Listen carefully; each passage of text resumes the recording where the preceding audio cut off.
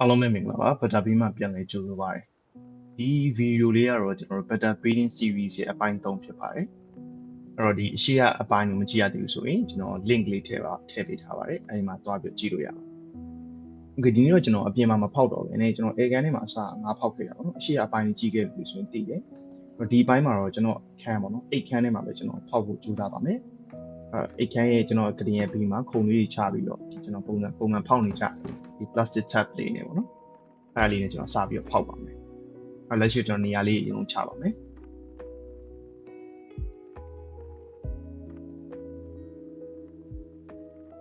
Okay ဒါပြီးတော့ကျွန်တော်တို့ဒီ plastic tap တွေအပေါ်မှာဒီပြအောင်ဖော်ပြလေးပေါ့နော်။ဖော်ပြလေးနဲ့ကျွန်တော်တို့ပုံပါမယ်။ဘာကြောင့်လဲဆိုတော့ဒီအပြင်အတူတွေပါတွေဖြတ်သွားတာတော့ကျွန်တော်တို့စကားပြောတာတော့ဆိုရင်သူတို့အနှောက်အယှက်မဖြစ်စေချင်ဘူးပေါ့နော်။နောက်ပြီးညဘက်ကျွန်တော်မီးထွန်းလာတဲ့ခါကျရင်လည်းဒီသူတို့လုံးဝအလင်းဆူဆူမရနေအောင်ပေါ့နော်။အဲဒါကြောင့်ကျွန်တော်အပေါ်ကဖုံးလေးဖုံးပါမယ်။ပြီးတော့ကျွန်တော်ရေဖြည့်ပါမယ်။ရေကတော့ကျွန်တော်ဒီ4လက်မလောက်ဖြည့်ရများတယ်ပေါ့နော်။ရေဖြည့်မယ်။ရေဖြည့်ပြီးကျွန်တော်အဲ့ရေထဲမှာကျွန်တော်ဒီအသင်းလောက်ထားပြီးဒါ black water ရှိတယ်။အဲ့ black water tank နဲ့ရေကိုယူပြီးတော့ရောပြီးတော့ပေါ့နော်။ရေကြီးနဲ့ black water နဲ့ရောပြီးတော့ကျွန်တော်အဲ့လိုထည့်ပါမယ်။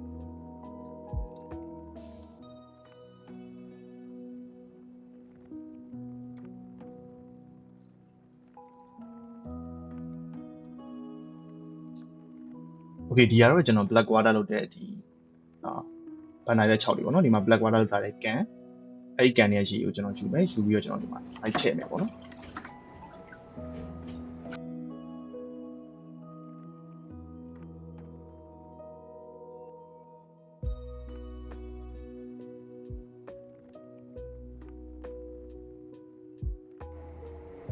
โอเคဒါတော့ထည့်ပြီးသားပုံစံပေါ့ထည့်ထားတဲ့ရေအယောင်ပေါ့နော်ရေအယောင်ပြ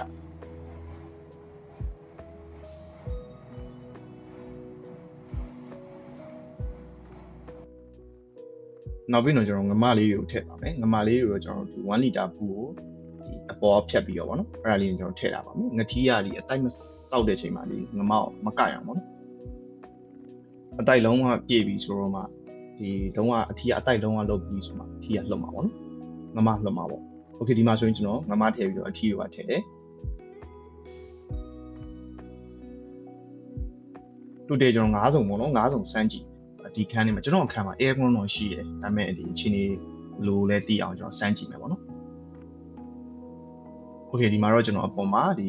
ဘန်နာရွက်ထည့်တယ်ဘန်နာရွက်ရွက်လေးပါဒီငမလေးပုံးလို့ရအောင်ထည့်ပေးတယ်ပြီးတော့အပေါ်မှာ plastic အချီလေးပေါ့နော်အတိုက်ငထီးအတိုက်လုံးလုပ်လို့ရအောင်ထည့်ပေးရတယ်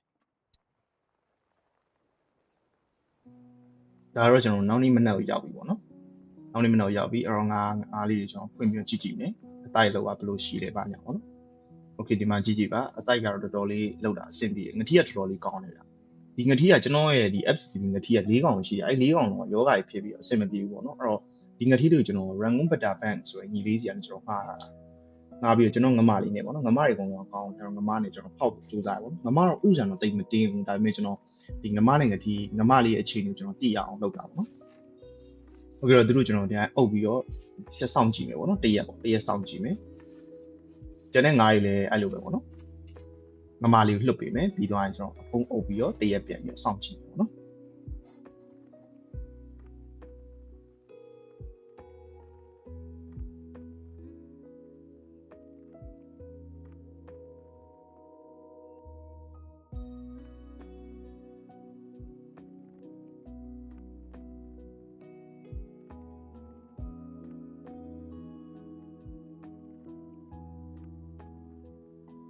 โอเคနောက်နေ့ရောက်တဲ့အခါမှာတော့ငါးတွေလုံးဝမပေါက်ပါဘူးဗျာတစုံမှမပေါက်တာကျွန်တော်တရက်လုံးစောင့်ကြည့်ပြီးတော့လုံးဝမပေါက်တာโอเคအဲ့တော့မပေါက်တော့ကျွန်တော်တို့ဒီသုံးသပ်ဖို့လိုတာပေါ့နော်ဘာကြောင့်မပေါက်တာလဲပေါ့ပထမဆုံးတစ်ချက်ကဒီအခန်းပူရင်ကြာကျွန်တော်အခန်းမှာ air con ရှိတယ် air con ရှိတော့ဒီအခန်းကအရန်အေးရပေါ့နော်ကလေးလေးရှိတော့အမြဲအေးအောင်ထားတာအဲ့တော့ air con အေးရဲ့ခါကျတော့ဒီရေရဲ့ temperature ကျွန်တော်တိုင်းကြည့်တော့သူက24-25လောက်ပဲရှိတယ်အေးရပေါ့နော်ကြီးက24-25ဆိုတော့ကြီးကအေးရ degree Celsius ပေါ့နော်အဲ့တော့အမှန် battery ဘယ်လောက်ရှိရမလဲဆိုတော့28ကနေ32ကြားရှိရမယ်ပေါ့ဘယ်လောက်ကြီးကနဲ့နွေးနေတော့မှသူတို့ကဒီတားဖောက်အဆင်ပြေတယ်နောက်တစ်ခုကကြတော့တိတ်ဆိတ်မှုမရှိတာကျွန်တော်အိတ်ခန်းထဲမှာဖြစ်တယ်ကျွန်တော်အမျိုးသမီးနဲ့စကားပြောတာရှိတယ်ကလေးစော်တာရှိတယ် နောက်ပြီးကျွန်တော်ညအိမ်ကြီးပဲထုံးလာတဲ့ခါကျတော့ဘာတွေအနှောက်အယှက်ပေးလို့ဖြစ်တာပေါ့နော်မှန်တို့ကဒီတဘာဝအတိုင်းနေ့ဘက်မှာတို့လုံလုံနဲ့ညဘက်ကျရင်အနားယူဒီလိုမျိုးဖြစ်ရမယ်ပေါ့နော်အဲ့နှစ်ချက်ကအဓိကအချက်ပေါ့နော်အဲ့ဒါကြောင့်ကျွန်တော်မပေါက်ခဲ့ပါဘူးအဲ့တော့ကျွန်တော်နောက်ထပ် second plan အနေနဲ့ကျွန်တော်ဒီငှားရတဲ့ FCCB ငှားလေးပေါ့နော်ဒီ Rangoon Better Bank ဆိုညီလေးချက်ကျွန်တော်ငှားရတာအဲ့ဒီ FCCB ငထီးလေးနဲ့ကျွန်တော်ကနောက်ထပ်တည်းမှာပြထားတဲ့ငမလေးဒီငမလေးကမဖောက်သေးလို့တစ်ရှိရပါတော့အဲ့ငမလေးနှစ်ကောင်ကျွန်တော်ဒီအဲ့ညီလေးစီကို Rangoon Better Bank ဆိုညီလေးစီကျွန်တော်တွားပြီးပို့ပေးပါမယ်ပို့ပြီးတော့သူ့စီမှာကျွန်တော်ဖောက်ပါမယ်ပေါ့နော်ဒီမှာတော့သူ့စီရောက်တဲ့အချိန်မှာသူကငထီးငမကို develop grooming လုပ်တယ်ပြီးတော့ကျွန်တော်စဖောက်တယ်ပေါ့နော်ဒါဘယ်နှပိုင်းထည့်တာဒီညနေပိုင်းမှာဒီနေ့ညနေပိုင်းမှာသူလွတ်ပေးလိုက်တယ်ဗောနော်နေ့လယ်ပိုင်းမှာသူလွတ်ပေးလိုက်တယ်လွတ်ပေးပြီးတော့မတင်းကမှဥညစ်တယ်ညနေပိုင်းကျတော့ဥရပါတယ်โอเคဥရပါပြီဆိုတော့ဒါဥပါပြီဆိုတော့သူကျွန်တော်ကို plan ပြောတယ်ကိုကြီးဥရပြီအဲ့တော့ဘာလုပ်နေလဲဆိုတော့ကျွန်တော်အဲ့ဥကျွန်တော်သွားယူရမယ်သူနဲ့ကျွန်တော်တွေကနည်းနည်းလှမ်းတယ်ဝေးတယ်ဗောနော်သူတို့ကျွန်တော်18မိုင်လောက်ဝေးတယ်အဲ့တော့သွားမယ်ဆိုရင်ကျွန်တော်9 watt 45မိနစ်ဗောနော်တနာရီပတ်ဝန်းကျင်ကျွန်တော်သွားရတယ်အဲ့ကျွန်တော်သူ့စီကိုကျွန်တော်သွားယူမယ်ဒီမှာတော့သူလိုက်ပြဥလေးဗောနော်ဥလေးဥသွားပြီငထီးငမပြန်ပြီးတော့စားမှာဆိုတော့ကြာနေလူကခဏခဏကြည့်နေတယ် stress ဝင်ပြီးငထီးကစားပြမှာဆိုလို့သူကငထီးငမကိုဖေးလိုက်တယ်ဥရတော်တော်များများရတယ်ပေါ့နော်ဂျာနဲ့ချီပြီးတော့ရတယ်ကျွန်တော်ထင်တော့200ပတ်ချလေးလောက်ရှိတယ်နော်ဥကโอเคအဲ့ဆိုကျွန်တော်အဲ့ဥလေးကိုကျွန်တော်သွားယူကြโอเคဒီမှာကျွန်တော်ယူဖို့သွားပြီပေါ့နော်သွားတဲ့အချိန်မှာကျွန်တော်ယူဖို့ကဘာနဲ့ယူမလဲဆိုတော့ခွက်လေးနဲ့ခွက်ချီနေပြီဒီမှာကျွန်တော်ဥပြထားတဲ့ခွက်လေးနဲ့ကျွန်တော်ယူပါမယ်အဲ့19မိုင်အကွာဥကျွန်တော်ယူပဲကျွန်တော်စီမှာပြန်ပြီးတော့ bright hash ပေါ့နော် bright hash အနေနဲ့ကျွန်တော်ဖောက်โอเคကိုပထမဆုံးကျွန်တော်တို့ဖောက်ကန်တဲ့ရှိကိုကျွန်တော်ရဲ့ဒီခွက်ထဲကိုထည့်မယ်ပေါ့နော်2 cm လောက်ပေါ့2 cm လောက်ကျွန်တော်တို့ကြည့်ကိုထည့်မယ်ပြီးသွားရင်တော့ကျွန်တော်ဥကိုယူမှာပေါ့နော်အတိုက်မှာကန်နေတဲ့ဥလေးနောက်ပြီးတော့ဒီကန်ထဲမှာပြန့်နေတဲ့ဥလေးကျွန်တော်ယူမှာဖြစ်ပါတယ်ဒီမှာကျွန်တော် plastic မှာကန်နေတဲ့ဥလေးကိုကျွန်တော်အကုန်လုံးယူမယ်ယူပြီးတော့ဒီကန်ထဲကိုခြေထဲကိုကျွန်တော်ပြန်ထည့်ဒီဥလေးတွေမှာဒီ span ကြည့်ရတယ်ပေါ့နော်ငထီးက span ကြည့်ရတယ်နောက်ပြီးတော့အဲ့ဒီအမြုပ်လေးတွေထဲမှာငထီး span ရှိတယ်အဓိကတော့ကျွန်တော်မပြန့်စေချင်ဘူးเนาะအဲ့တိုင်းလေးပဲကျွန်တော်အုပ်လေးပဲအတိုက်ကိုဖြစ်စေချင်တာဒါပေမဲ့ကျွန်တော်ကားနဲ့သွားရင်တော့တည်ကြတယ်လှုပ်ရတာဖြစ်မှာပဲအဲ့တော့ဒီပေါက်တဲ့အာနဲမယ်ပေါ့နော်ဒါတော့ကျွန်တော်လက်ခံရမယ်ဘာကြောင့်လဲဆိုတော့နေရာတနေရာအဝေးကြီးကျွန်တော်ရွှေ့လိုက်တာဆိုတော့ဒီပေါက်ကားနေတာကိုကျွန်တော်လက်ခံရမယ်နော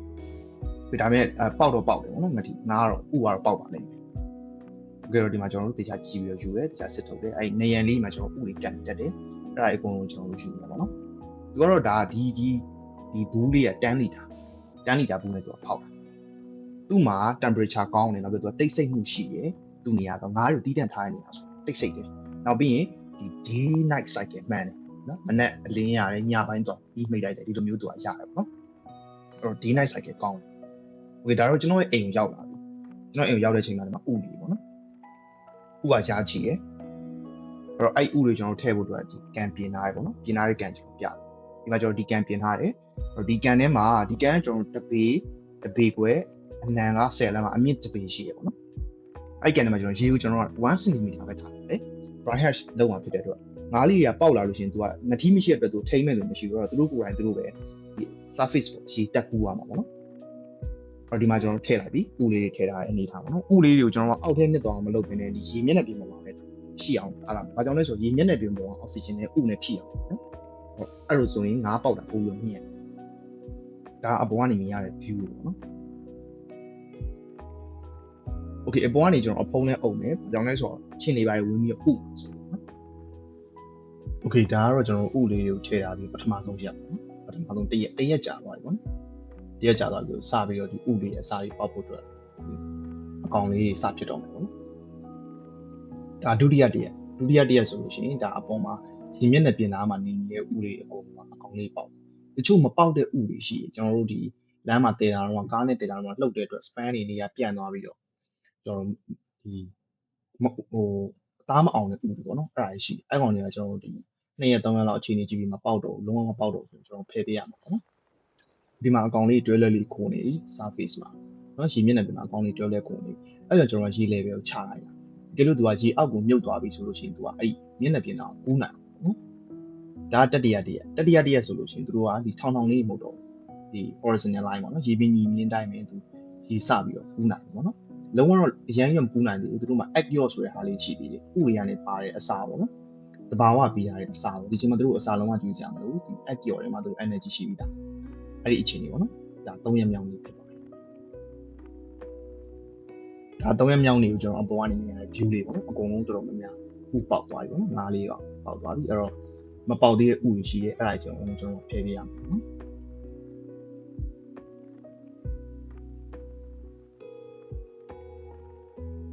ဒီမှာတော့ကျွန်တော်မပေါက်တဲ့ဥတွေပေါ့နော်မပေါက်တဲ့ဥတွေကျွန်တော်ဖယ်ထားတာဖြစ်ပါတယ်မပေါက်တဲ့ဥတွေတော့နည်းနည်းများတယ်ဘာကြောင့်လဲဆိုတော့ကျွန်တော်တည်လာတဲ့အချိန်နဲ့နောက်ပြီးတော့ငတိရဲ့ span မထိရတယ်ပေါ့အဲ့ဒါနဲ့ကျွန်တော်ပေါင်းလိုက်လို့ရှိရင်တော့မပေါက်တဲ့ဥကများတယ်ပေါက်တာကျွန်တော်36ပေါင်40ပေါက်ဝင်ချင်ရှိတယ်နောက်ပြီးရင်သူတို့ကိုကျွန်တော်အကောင့်အရန်သေးတယ်သေးတော့ကျွန်တော်ဒီ infusoria တွေပေါက်နေကျွန်တော် black water တက်နေမှာ infusoria လေးပေါက်မှာအကောင့်သေးလေးပြကျွန်တော်ဒါသုံးဆွဲပြီးရိုက်ပြထားလို့အဲ့အကောင့်သေးသေးလေးရှိရရေပေါ့နော်ဒီ black water ရေကိုကျွန်တော်ခုနကကန်နေကျွန်တော်ဖြည့်ပေးမယ်ရေလည်းပဲတစ်ဖြည်းဖြည်းနဲ့သူကညှင်ပေးလာဖို့လိုပါတယ်အဲ့ကျွန်တော်ဒီကန်နဲ့ရေကိုဖြည်းဖြည်းချင်းပြန်ထည့်ကျွန်တော်ထည့်ထားပြီးပါနော်ထည့်ထားပြီးတော့ကျွန်တော်ဘာချက်လုပ်မလဲဆိုတော့ဒီထဲမှာကျွန်တော်ဒီ artemia ပေါ့နော် artemia 16နာရီဖောက်ထားတဲ့ artemiaလုံးဝမပေါက်သေးဘူး artemia ပေါက်ဖို့အတွက်ဆိုပြင်လုံးပဲရှိတယ်အဲ့ဒီ state ကိုကျွန်တော်ထည့်ပေးရထည့်ပေးလိုက်တော့မှနောက်နေ့ကြလို့ရှိရင်သူကအဲ့ artemia ရဲ့ hashing ဖြစ်သွားတယ်ငါးလေးတွေတဖြည်းဖြည်းနဲ့ body ကြီးလာဆိုတော့အကောင်တန်းပြီးတော့စားနိုင်မှာအစာကြောက်ကျွေးတာတော့ငုံးမကျွေးတာတော့ရတယ်ဒါပေမဲ့ငါးတွေကဒီသူစားတဲ့အစာမှန်သူကမသိဘူးပေါ့နော်မသိရင်ငါအစာမစားရင် body မကြီးလာဘူးပေါ့နော်တချို့တေသွားမယ်ပေါ့အဲ့တော့အစာရှင်ဖြစ်ဖို့လိုတယ်လှုပ်နေတဲ့ဟာတွေလှုပ်ရှားနေတဲ့အရာတွေမှာသူကစိတ်ဝင်စားပြီးအစာဖြစ်သွားပြီးတော့သူသွားစားမယ်နော်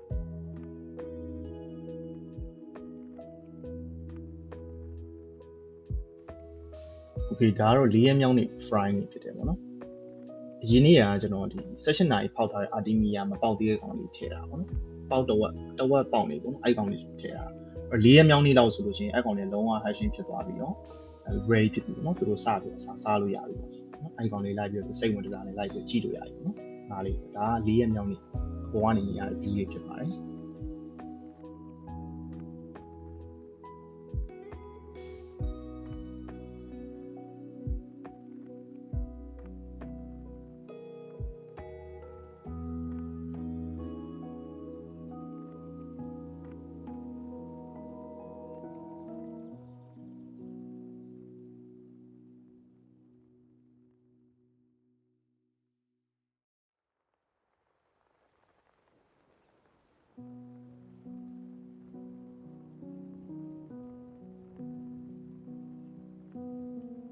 ဒါတော့ယာယီပေါ့နော်ကျွန်တော်ယာယီ artemia လိုအပ်လို့ခဏဖောက်ထားတဲ့ပုံ artemia လည်းအရေးကြီးမလို့သေးပါကြောင့်ဖောက်တဲ့ပုံစံလေးပေါ့နော်တကယ်တော့ဒီဘလိုပုံစံဖောက်တာမဘူးနဲ့ဖောက်တာကျွန်တော်ပြပေးမယ်နော်အဲ့တော့ artemia လိုမျိုးနှစ်ဘူးပေါ့နော်နှစ်ဘူးဖောက်တာဘယ်ဘက်ကဒီနေ့ပိုင်းပေါ့ညဘက်ကညပိုင်းမနက်ညပေါ့နော်မနက်နဲ့ညနေကျွေးလို့ရအောင်လိုမျိုးဖောက်ဒါတော့9ရက်မြောက်နေ့ fry လေးရေကောင်းကောင်းကူးနိုင်နေပြီနောက်ပြီးအောက်မှာ artemia တွေကခုမှစပြီးတော့ပေါက်တဲ့ artemia လေးမြင်နေရတယ်ပေါ့နော်လုံးလုံးလေးသူအဲ့လေးသွားရောစားမယ်နော်ဒီလိုရေချမ်းတဲ့ artemia ကိုဒီပေါက်တော့မပေါက်တော့ကောင်းလေးထည့်တာဒီဒါ9ရက်မြောက်နေ့ fry လေးနောက်ပြီးကျွန်တော်အပေါ်ကနေမြင်ရတဲ့ view လေးပြပေးမယ်နော်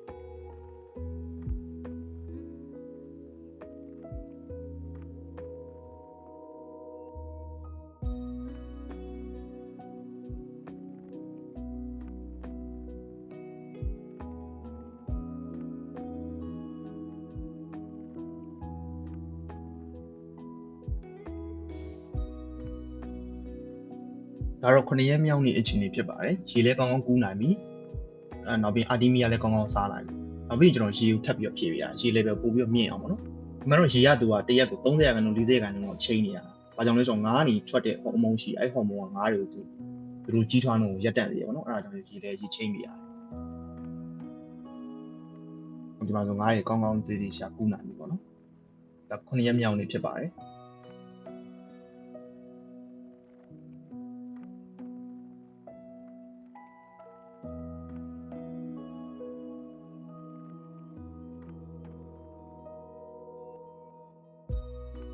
ဒါကတော့ကျွန်တော်9ရက်မြောက်နေ့အချိန်လေးဖြစ်ပါတယ်ဒီနေ့ကတော့ကျွန်တော်အောက်မှာကျွန်တော် air gun နဲ့မှာထားထားတဲ့ငါးကန်လေးကိုကျွန်တော်အပေါ်မှာဒီအပေါ်တက်မှာပေါ့နော်ငါးကန်လေးပဲတီးတန့်ထားနေနေရလောက်တာအဲ့နေရာကျွန်တော်ရွှေ့ရင်းရိုက်ထားတာပေါ့နော်နေရဲ့အလင်းရောင်လေးကျွန်တော်ပို့ပြီးတော့မြင်ရတဲ့အားလေးတွေဒါ9ရက်နေ့ fry လေးနော်ရေကောင်းကောင်းကူးနိုင်ပြီကျွန်တော်ရေတဝက်လျှော့ပြီးတော့ဒီငါးကောင်ဒီတိုင်းမှပြီးတော့ပဲကျွန်တော်တည်လာတာပေါ့နော်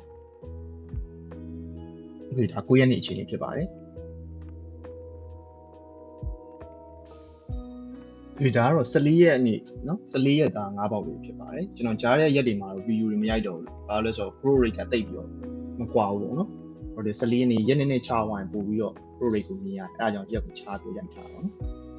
14ရက်နေ့ဒါလေးဖြစ်ပါတယ်ဒီချိန်ထိကျွန်တော်ဒီအာတီမီယာပဲကြွေးသေးတယ်ပေါ့နော်ဟိုအတီမီယာတော့ပုံမှန်ကျွန်တော်မနက်တစ်ချိန်ညနေတစ်ချိန်ပေါ့နော်ညနေမကြွေးနိုင်လဲကျွန်တော်ညပိုင်းပေါ့နော်6နိုင်9နိုင်တော့ကျွန်တော်ကြွေးရဲဘဝကနေမီးထွန်းပေးထားတယ်နှစ်ချိန်ကြွေးဖြစ်တယ်ပေါ့နော်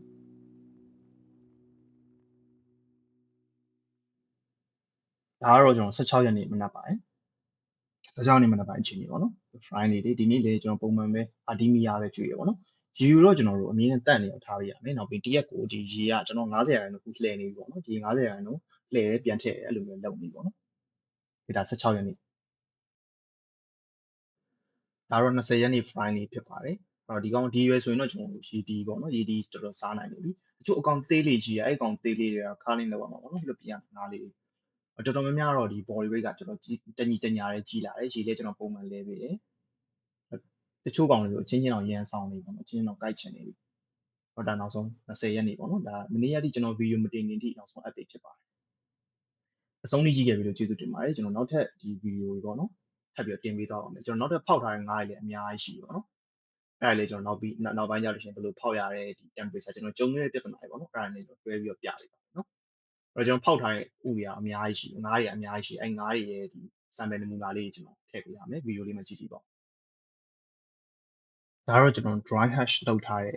ဥတွေပေါ့နော်ဥလေးခံနေတဲ့ပုံလေးတွေဒါဥပုံလေးတွေနောက်ပြီးသွားရင်ဒီရေထဲမှာထည့်ရတဲ့ပုံလေးပေါ့နော်အဲ့ဒါလေးကျွန်တော်ထည့်ပေးရတာပါ okay အဲ့တော့နောက်ထပ် video ကြရင်ကျွန်တော် dry hash လုပ်တဲ့နည်းလမ်းလေးဘယ်လိုဖောက်ရလဲဒီ temperature ကောင်းတဲ့နေရာဘယ်လိုရွေးရမလဲအဲ့ဒါလေးကျွန်တော်အားလုံးပြပေးမှာဖြစ်ပါတယ်ဒီထိကြည့်ပေးခဲ့တဲ့အတွက်အားလုံးကျေးဇူးတင်ပါတယ်နောက်ထပ် video လေးကြရင်ကျွန်တော်ပြန်တွေ့ကြပါ